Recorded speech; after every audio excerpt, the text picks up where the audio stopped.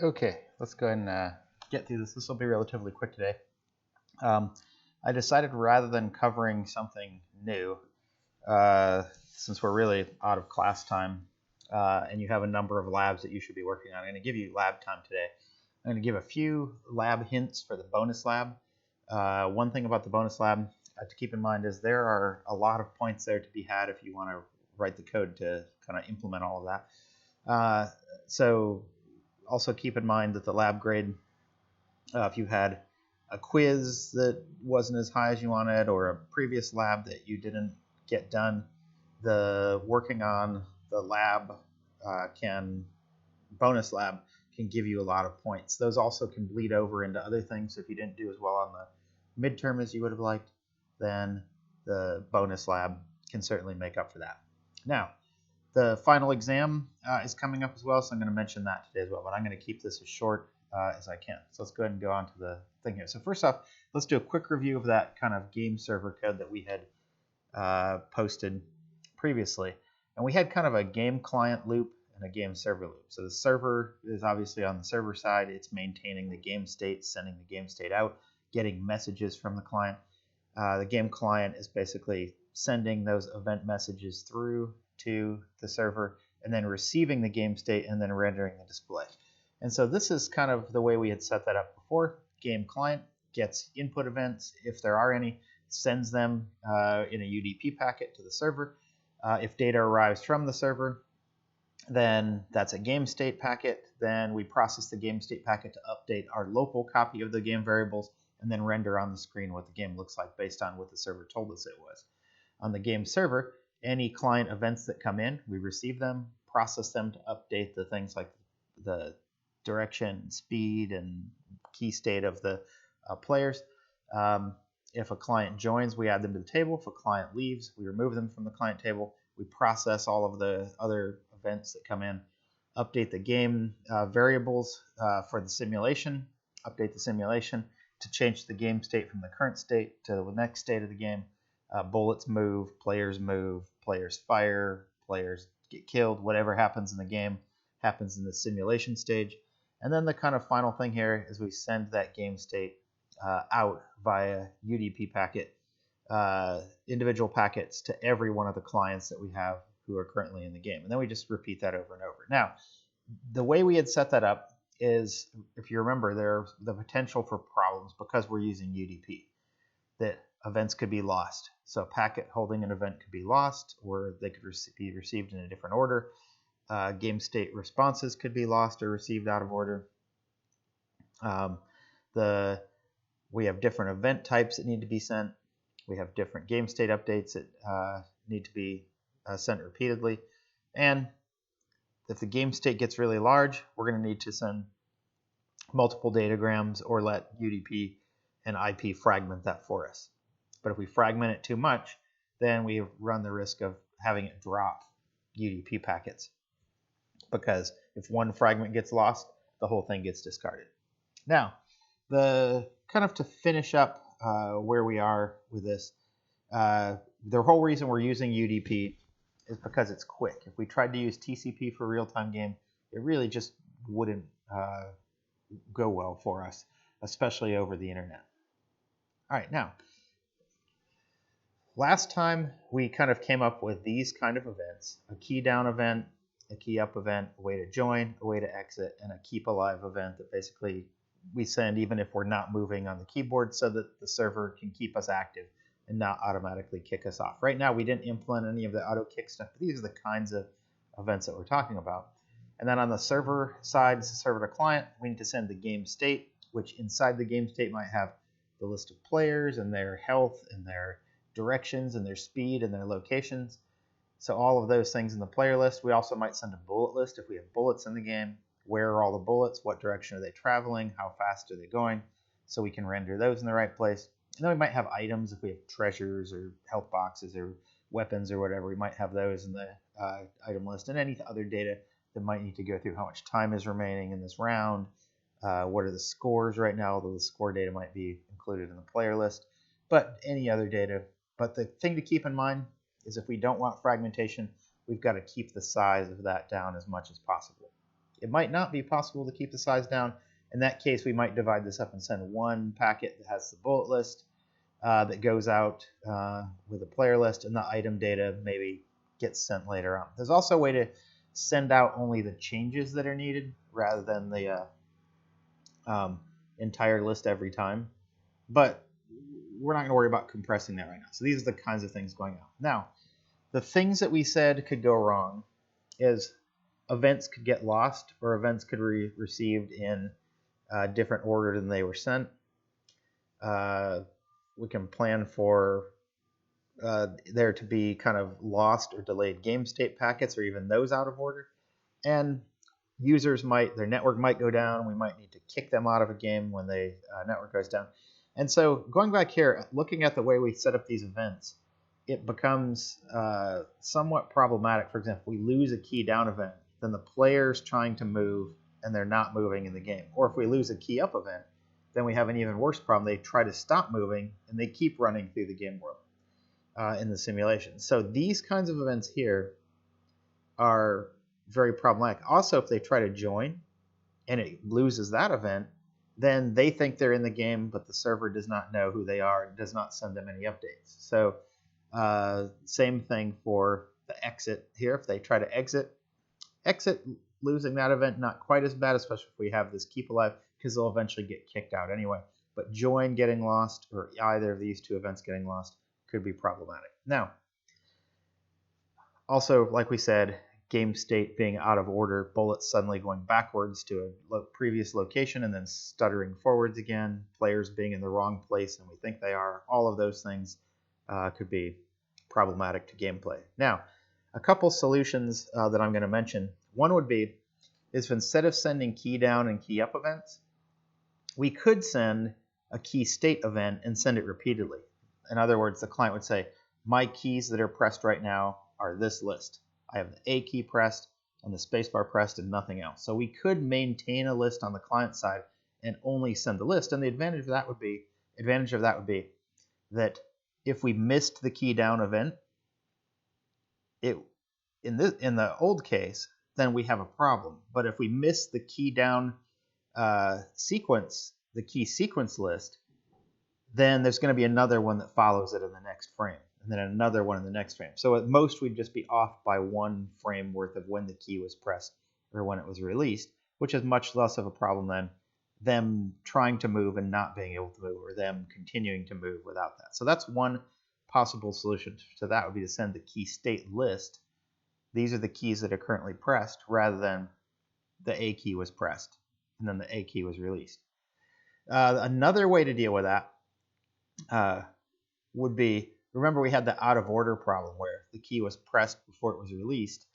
If those get backwards, it's released before it's pressed, and then we have something wrong. So one of the ways to fix that is to add a sequence number to every packet that goes out. And a sequence number, you could just increment through that. So in other words, you start with packet 1, the next one's packet 2, the next one's 3, the next one's 4, and so forth. And so the idea is if we just receive 4 and then we get one that says 3, we throw out the 3 because it's before the one that we're expecting. So if we're expecting 5 and we get a 2, just throw that out. That's old information. But if we throw that out and we're using the key event method, we could throw out an event of a key press accidentally when we didn't mean to. So one of the ways to handle those things, if we have something that's critical that those events get through and we're not using the key state method, we could use some sort of acknowledge packets. And there's a really nice thing that happens in online games that, notice, we're constantly pushing out a new game state. So in other words, you're saying, here's the game state now, here it is now, here it is now, here it is now. And because we're constantly sending those messages, it'd be relatively easy to add a little acknowledge field to that says this is the packet number, or maybe a list of packet numbers that I acknowledge. And there's a really cool technique for doing that called redundant acknowledges, because remember, the game state packets could get lost. So in other words, what you could do is say, I received, let's say, packet sequence number, let's say 100 from the client. In my response, when I send out the game state, if I put a number 100 in there, that acknowledges that I received packet 100. But if that gets lost, then when I get to 101, they wouldn't know that they got that. So what I can do is send a redundant ACK looking backwards into the past a certain number of frames, like let's say I acknowledge packet 100, but I also want to acknowledge packet 99 and 98 and 97 and 96 because I definitely received those. Then what I can do is, or one possible way of dealing with that is just send a list of all of those numbers going backwards in time. 100, 98, 97, 96, 95, 93. If we skip 94, then the client knows, okay, the packet I had that was sequence number 94 they lost, so I'm going to resend that so they can get that event and add it to their list.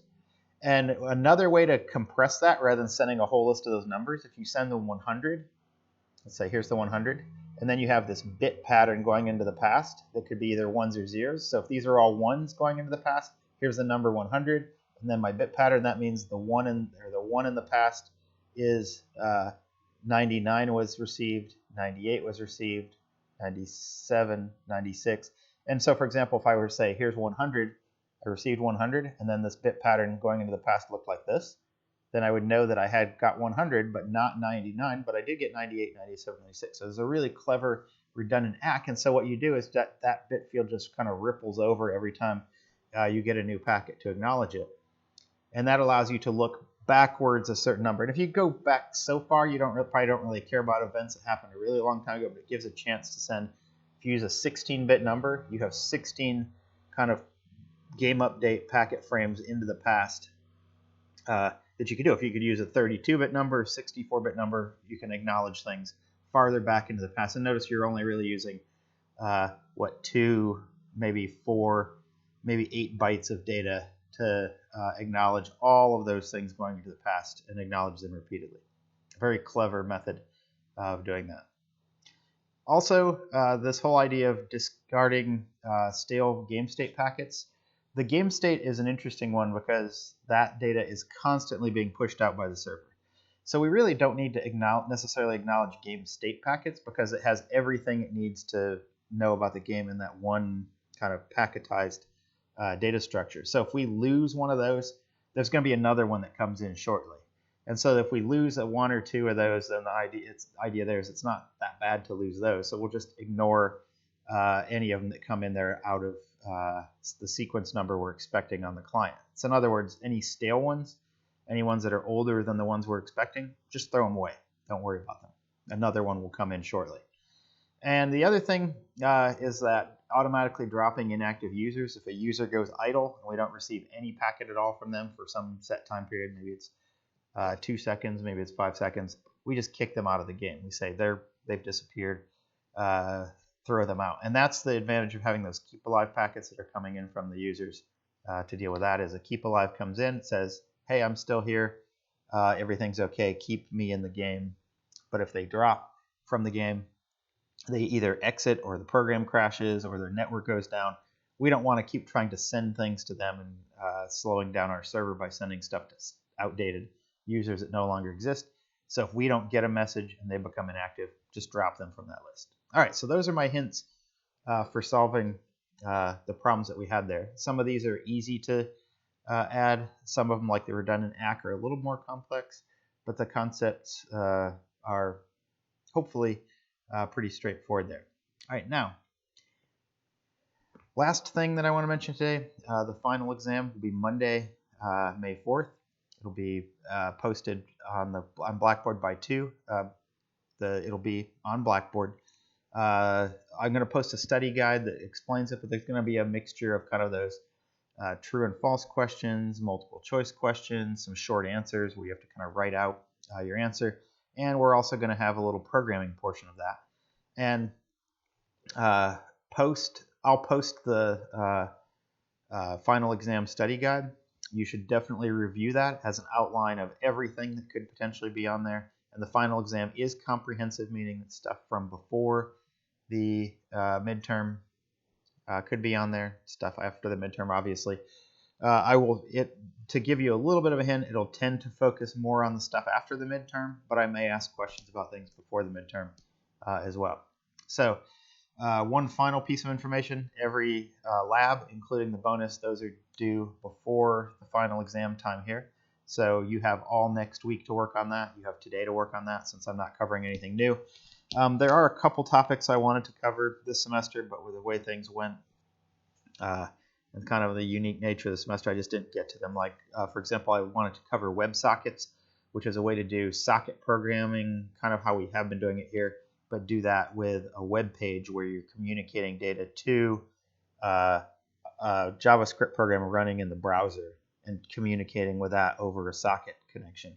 And that allows you to do very easily do some dynamic content on web pages where, for example, you want to make a web-based multiplayer game.